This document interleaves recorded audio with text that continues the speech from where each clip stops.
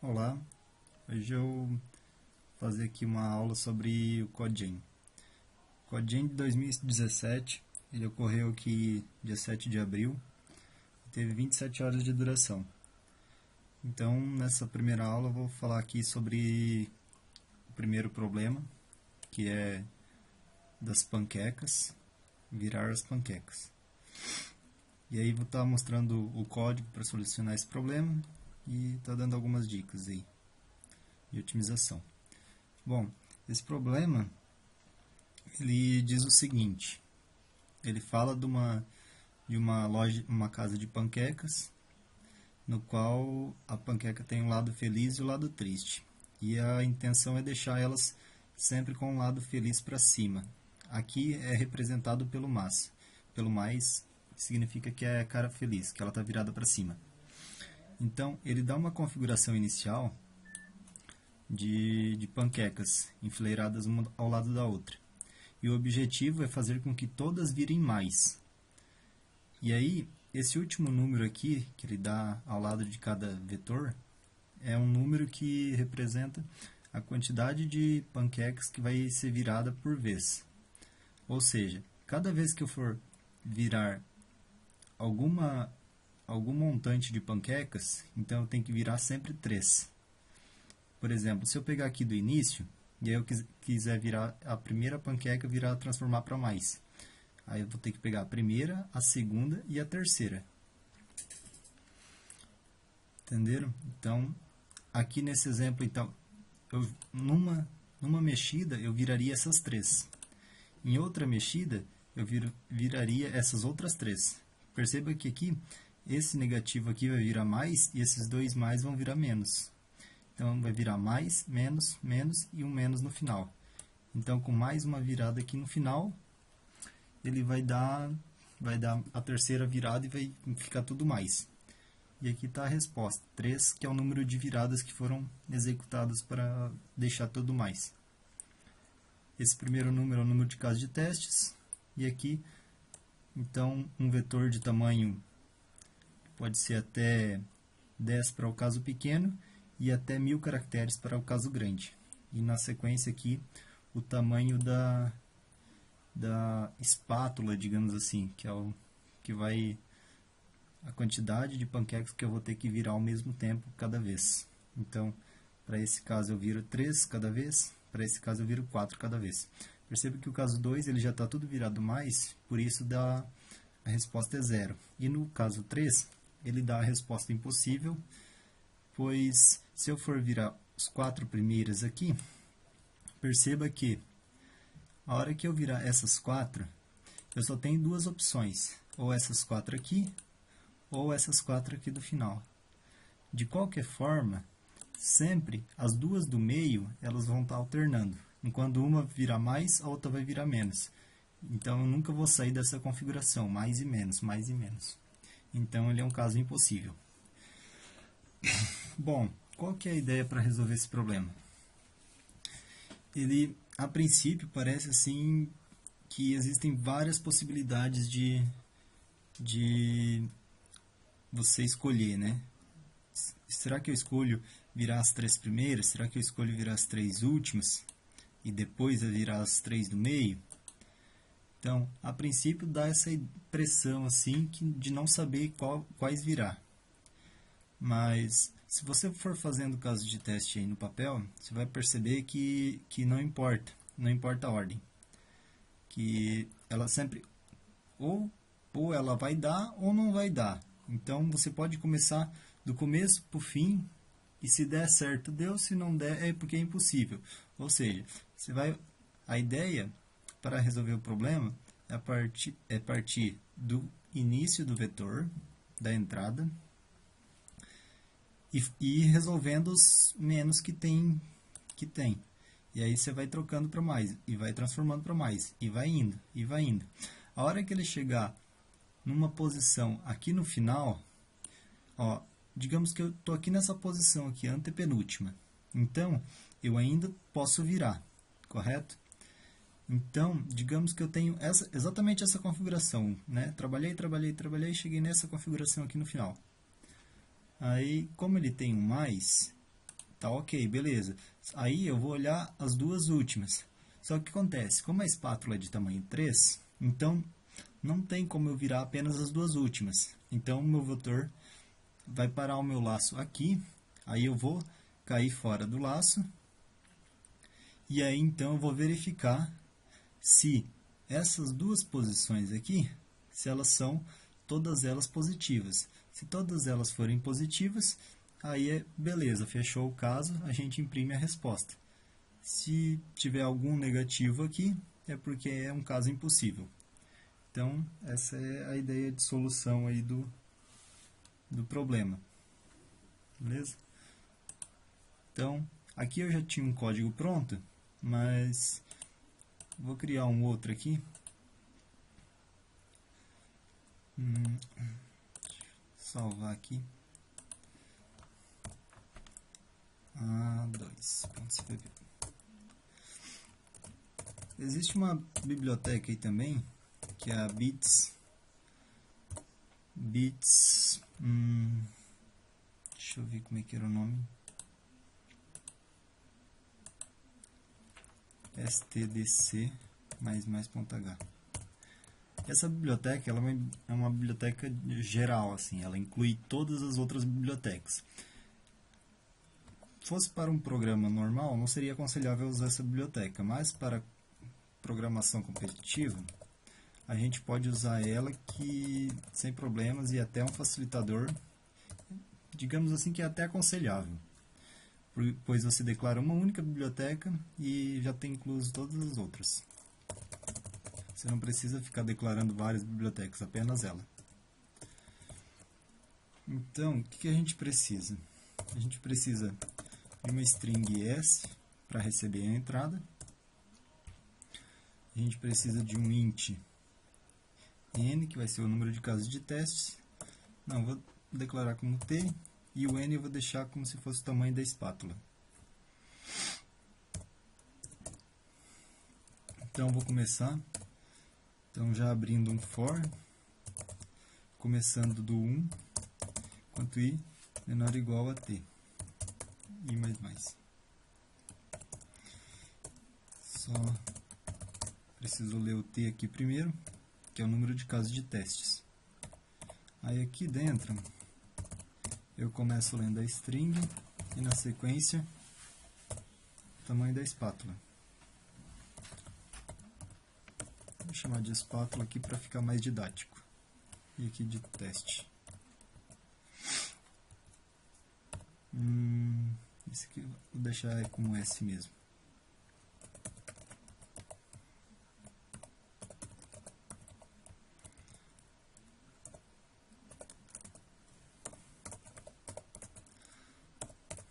Beleza. A gente fez a leitura e aí o que a gente precisa agora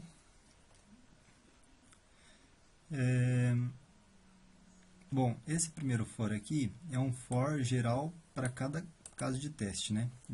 Então agora eu vou criar um outro for interno que vai ser para trabalhar com a string, com o vetor que a gente acabou de criar. Então, enquanto for menor do que s.length menos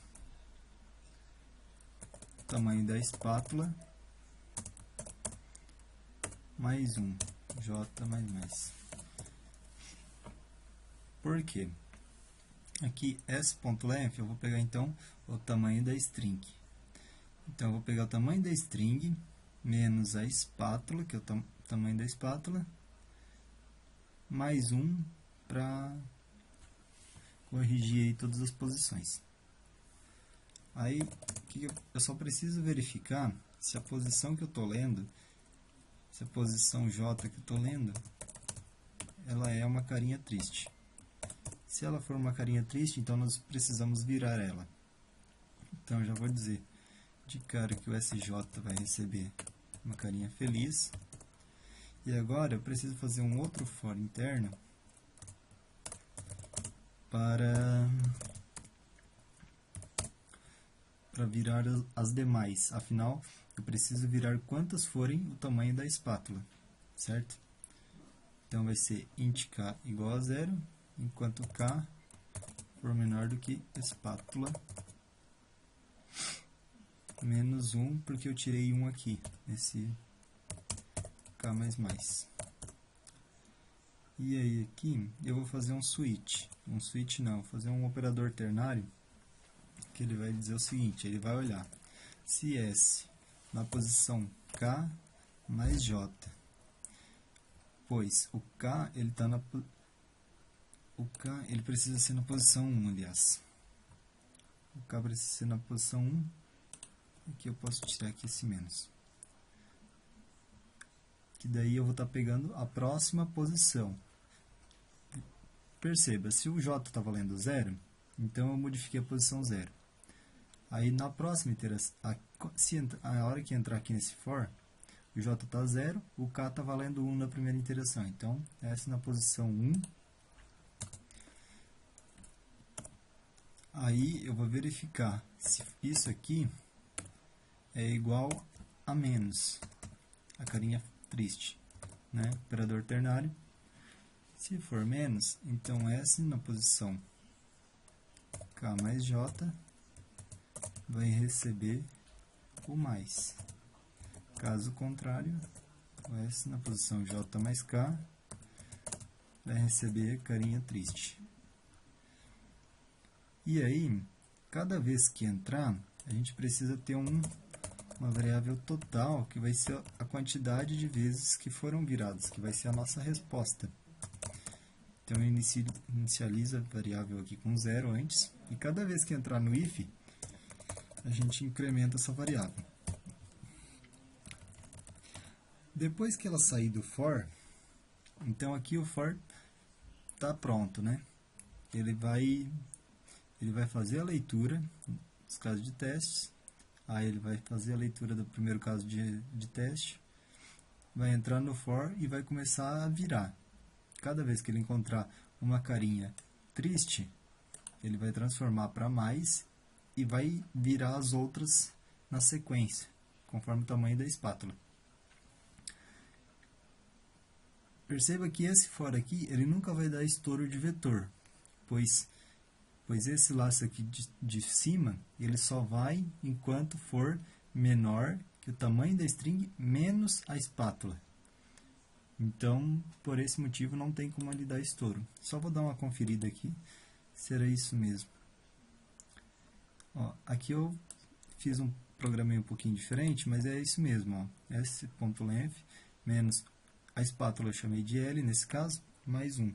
Aí eu atribuí para uma variável tam, jogando no laço. Exatamente como aqui. Beleza. A hora que sair desse laço, a gente vai precisar verificar as posições que faltaram. Se todas elas forem positivas, significa que deu ok e a gente imprime o resultado. Se não,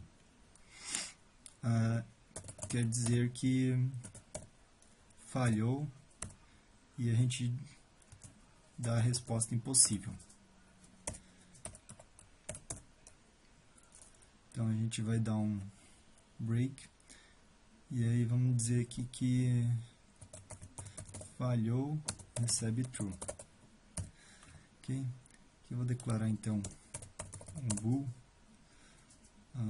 falhou, false,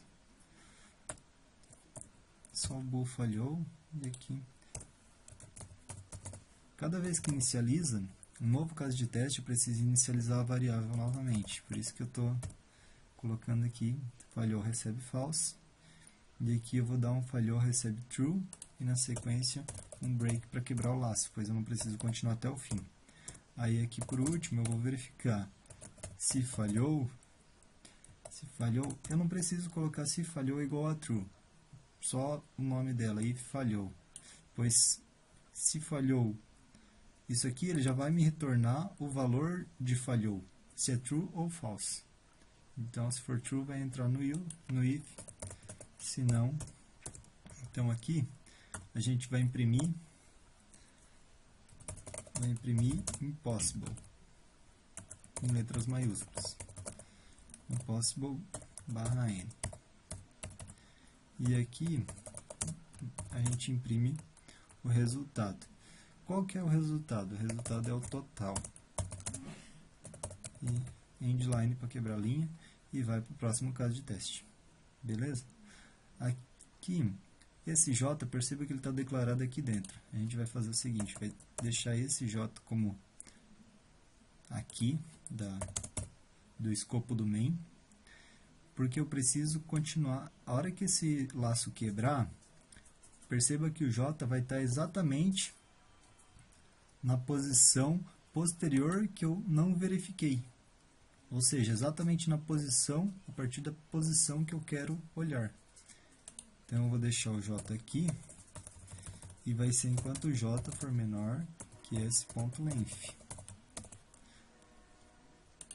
E aqui eu não inicializo o J, porque eu justamente quero pegar o valor dele quando ele sair daqui desse laço. Beleza? Aí, bom, só falta então imprimir aqui. Vou imprimir aqui no início, que é a saída padrão lá do Google, né? Case hashtag e que ele pede qual é o caso, né? Caso na posição 1, né? Espaço, exatamente essa é a sintaxe. Ok. Então vamos só rodar aqui, verificar para os casos base ali, ver se ele está tudo ok. Então aqui nós temos alguns casos base. Vamos verificar se ele vai passar. Menos, menos, menos, mais, menos, mais, menos 3. Então, case 1 deu 3, beleza. Primeira deu correto. Mais, 4, 5, mais 4. Case 2, 0, ok. Último caso, menos, menos, menos 4. Case 3, impossível. Ok.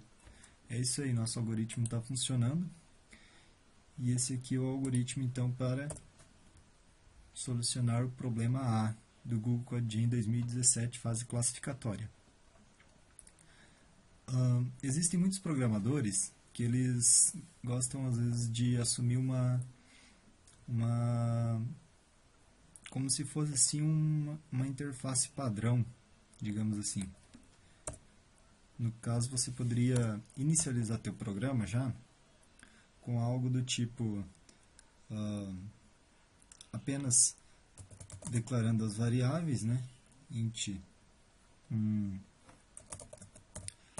total, espátula. Bom, mas essa declaração das variáveis vai depender do problema. Mas o que você poderia fazer é isso aqui, seria uma saída já de início. Porque para todos os problemas do Google, ele sugere a mesma interface de saída, né? Que é... Poderia colocar só um N aqui assim, que seria... Então, o N eu vou chamar... Não, deixa o T, que eu estava usando o T como teste, né? Que é um total de testes, total de casos. Então, enquanto i menor ou igual a teste, i mais. E aí já faria o cout aqui, do início, case hashtag i, 2 pontos, pá. E em seguida chamaria uma função, sei lá, resolver. Simplesmente isso. E isso ficaria como sendo, por exemplo, assim, um template, sabe? E essas funções, aí você poderia declarar do lado de fora. Então, o teu template ficaria mais ou menos assim, né? Isso aqui ficaria um template para você colocar assim, todos os problemas que você vai resolver do Google, você faz esse template. Por quê? Porque para todos os problemas ele vai servir. Você vai precisar de uma variável que vai guardar a quantidade de casos de testes, Você vai ler essa quantidade primeiro, e aí depois vai rodar um for, vai rodar um laço, que vai de 1 até a quantidade de teste, sempre imprimindo esse mesmo padrão aqui, desse mesmo jeito. E aqui na sequência a resposta. E essa resposta a gente vai fazer tudo aqui dentro dessa função resolver. Então a gente vai ter uma função resolver, né? E a gente teria esse template pronto. E a partir daqui você leria o problema e começaria a resolver o problema aqui dentro. Então as variáveis você poderia declarar aqui dentro mesmo ou variáveis globais, tanto faz. Vai aí da sua escolha. Então é isso.